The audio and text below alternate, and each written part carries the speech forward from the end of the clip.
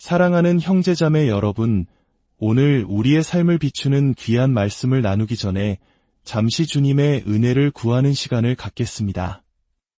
이 메시지를 듣는 모든 분들의 마음에 하나님께서 주시는 평안과 지혜가 가득하기를 기도합니다. 지금 여러분에게 힘이 필요한 다른 지체들이 떠오른다면 이 영상을 공유해 주십시오. 나눔을 통해 주님의 은혜는 더욱 커질 것입니다. 저희 채널을 구독하시는 것 또한 이 은혜의 여정에 함께 동참하는 귀한 발걸음이 될 것입니다. 여러분의 삶에 하나님의 축복이 늘 함께 하시기를 소망합니다. 우리의 삶 속에는 때때로 부족함이라는 감정이 현실로 다가올 때가 있습니다. 그것은 피할 수 없는 사실처럼 느껴지기도 합니다. 얼마 전 눈물을 흘리며 저에게 다가온 한 자매님의 이야기가 생각납니다. 그녀는 이렇게 말했습니다. 저는 하나님을 정말 사랑해요. 목사님의 설교도 열심히 듣고 있습니다. 하지만 저에게는 지금 당장 직장이 필요해요. 그 절박한 고백 앞에서 저는 잠시 망설일 수 없었습니다. 자매님, 제가 집에 돌아가서 하나님께서 자매님에게 직장을 주시기 원하시는지 기도해 보겠습니다. 와 같은 미지근한 대답을 할 수는 없었습니다. 아니요, 저는 그 자리에서 바로 그녀의 손을 잡고 기도했습니다. 직장이 필요하시군요.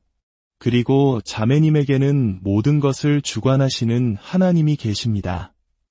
지금 이 시간 하나님께서 자매님에게 가장 선하고 좋은 직장의 문을 열어주시기를 간절히 기도합니다. 오늘 집으로 돌아가는 길 위에서 놀라운 응답의 소식을 듣게 되기를 소망합니다. 물론 하나님께서 정확히 언제 어떻게 응답하실지는 아무도 알 수 없습니다. 하지만 저는 믿음으로 선포하며 기도했습니다. 저는 하나님을 사랑하지만 직장이 필요해요. 이 자매님의 솔직한 고백은 우리 모두의 마음을 울립니다. 그렇습니다. 우리에게는 하나님도 필요하고 동시에 이 땅을 살아갈 직장도 필요합니다. 혹시 내게는 오직 하나님 한 분이면 충분해라고 고백하는 분이 계시다면 그 믿음은 참으로 귀합니다. 하지만 하나님께서는 우리가 이 땅에서 성실하게 살아갈 일용할 양식과 일터 또한 구하기를 원하십니다. 한번 생각해 보십시오. 전기요금, 고지서나 각종 청구서들이 우리의 뜨거운 믿음만으로 해결되지는 않지 않습니까? 세상의 시스템은 우리가 가진 영적인 통화를 존중해주지 않습니다. 하나님을 사랑하지만 직장이 필요해요. 이 말처럼 부족함은 때로 명백한 현실입니다. 잠이 부족한 것도 마찬가지입니다. 혹시 어린 자녀를 키우고 계신 분이 있다면 밤잠을 설치는 날들이 얼마나 많은지 공감하실 겁니다. 그것은 어쩔 수 없는 현실의 일부입니다. 하지만 우리가 정말로 경계해야 할 것이 있습니다. 바로 하나의 부족함이 또 다른 부족함을 낳고 그 결핍의 연쇄고리가 결국 우리 자신을 올가매도록 방치하는 것입니다. 상황이 충분하지 않다는 현실적인 문제에서 시작하여 나는 충분하지 않은 존재라는 정체성의 위기로, 그리고 마침내는 하나님은 충분하지 않으신 분이라는 믿음의 파탄에 이르게 되는 것. 이것이야말로 우리가 광야에서 목말라 죽는 것과 같은 비극입니다. 이것은 마치 도미노와 같습니다. 돈이 부족하다고 생각해 보세요. 그 문제 앞에서 하나님을 신뢰하고 나아가지 못한다면 걱정 때문에 충분한 잠을 이루지 못하게 될 것입니다. 잠이 부족해지면 당연히 충분한 에너지를 가질 수 없습니다. 에너지가 없으면 어떻게 될까요? 좋은 기회가 찾아와도 그것을 붙잡을 힘이 없습니다. 오히려 찾아온 기회 앞에서 하품을 하거나 무기력하게 주저앉아 버릴지도 모릅니다. 내게는 친구가 없어. 만약 이 외로움이 당신을 규정하도록 내버려 둔다면 당신은 당신이 가지지 못한 것에만 집중하며 길을 잃게 될 것입니다. 하지만 예수님께서는 우리에게 전혀 다른 관점을 보여주셨습니다.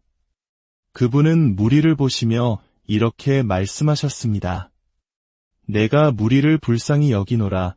바로 이 긍휼의 마음에 접속할 때 모든 것이 달라지기 시작합니다. 그리스도께서 당신을 향해 가지신 그 불쌍히 여기는 마음, 그리고 그분이 다른 이들을 향해 가지신 그 마음에 우리가 연결될 때 빵 몇 조각의 문제는 하나님께 아무것도 아니게 됩니다.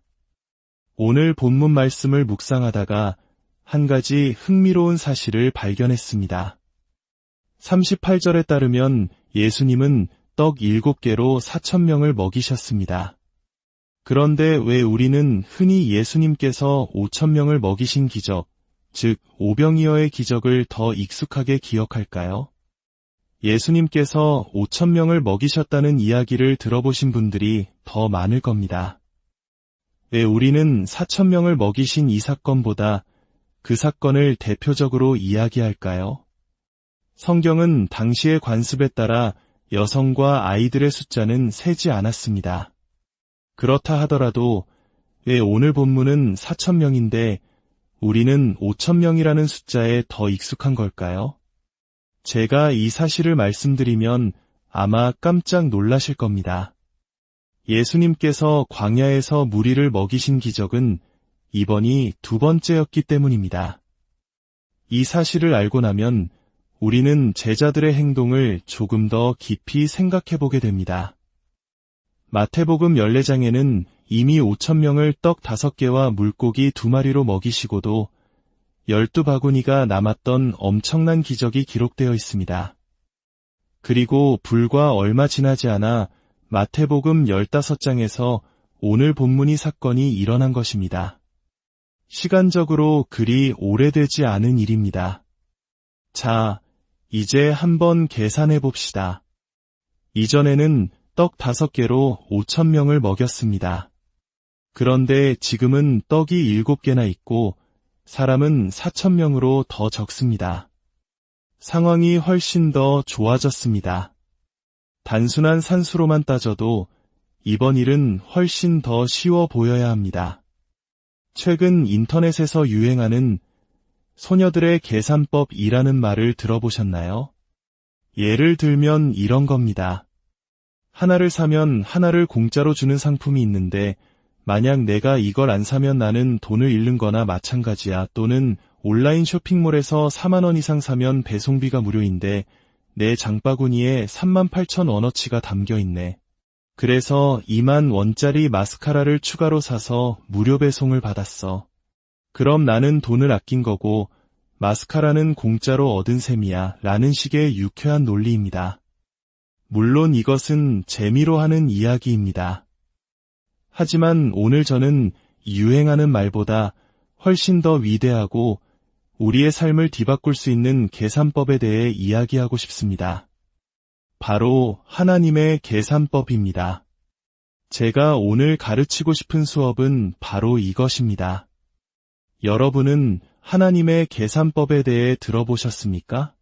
이것은 잠시 유행하다 사라질 말이 아니라 영원한 진리입니다. 하나님의 계산법이란 무엇일까요? 그것은 7개의 떡으로 시작했지만 수많은 사람들을 배불리 먹이고도 7개의 큰 광주리가 가득 차게 남는 것입니다. 이것이 바로 하나님의 계산법입니다. 저는 세상의 그 어떤 계산법보다 이 하나님의 계산법을 신뢰합니다. 혹시 여러분의 삶 속에서 이 하나님의 계산법을 체험해 본 적이 있으십니까? 세상의 모든 사람이 당신을 떠나고 홀로 남았을 때 오직 하나님 한 분만이 곁에 계셨던 경험이 있습니까? 그리고 바로 그때 나와 하나님 단 둘만으로도 충분하다. 이것이 바로 다수다라고 깨달았던 순간이 있다면 당신은 이미 하나님의 계산법을 아는 사람입니다. 성경은 떡 7개로 4,000명을 먹였다고 말합니다. 당신이 시작했던 것보다 끝났을 때 남은 것이 더 위대하고 풍성하다면 그것이 바로 하나님의 계산법이 작동했다는 증거입니다. 세상의 계산법은 여자와 아이들을 숫자에 포함시키지 않았습니다. 하지만 하나님은 사람이 계산하는 방식으로 계산하지 않으십니다. 저는 그 사실이 얼마나 감사한지 모릅니다. 만약 제 계산법대로라면 거대한 홍해 앞에 지팡이 하나만 들고 서 있을 때 바다는 지팡이보다 압도적으로 큽니다. 그것이 인간의 계산입니다.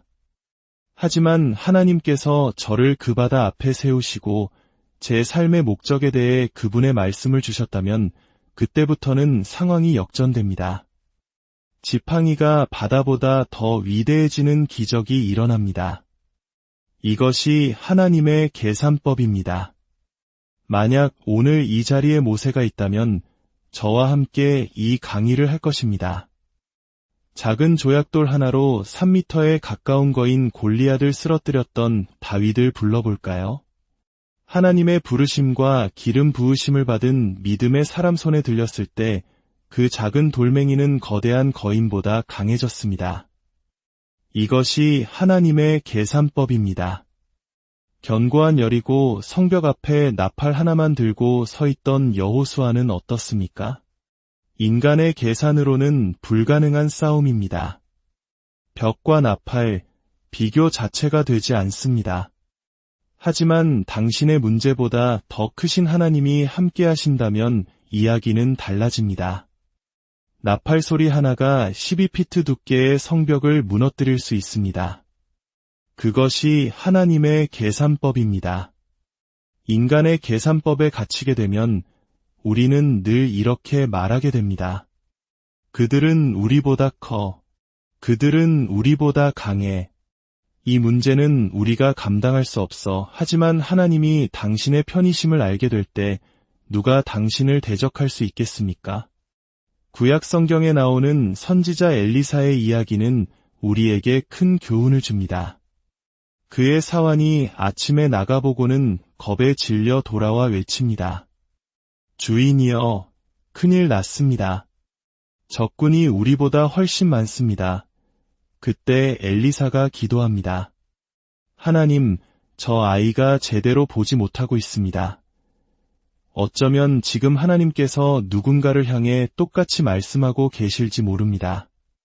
너는 지금 상황을 제대로 보고 있지 못하다. 당신은 계속해서 당신의 지도 앱을 켜고 당신의 계산기를 두드리고 있습니다. 당신만의 방식으로 계산하고 있습니다.